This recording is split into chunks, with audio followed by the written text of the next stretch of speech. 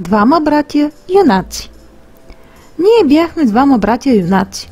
Отидохме в гората за дърва. Насякохме дърва и седнахме да си починем.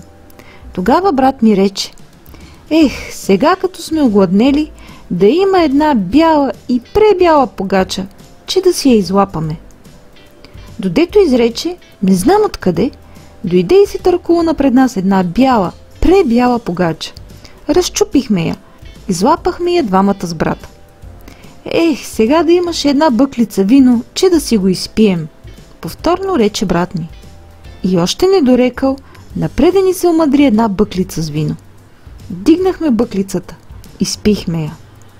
Очите на брат ми светнаха. Дея сега мечката да се преборим, рече той и още не дорекал, напреде ни се изправи една рунтава черна мечка. Бре, ами сега какво да правим? Аз имам две сърца. Едното вика дръж, а другото вика беш.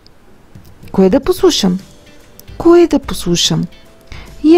Рекох си, да послушам второто, дето вика беш, и побягнах вкъщи. Когато на другия ден отидох в гората да видя какво е станало, от брата си намерих един цървул, а от мечката нито косъм.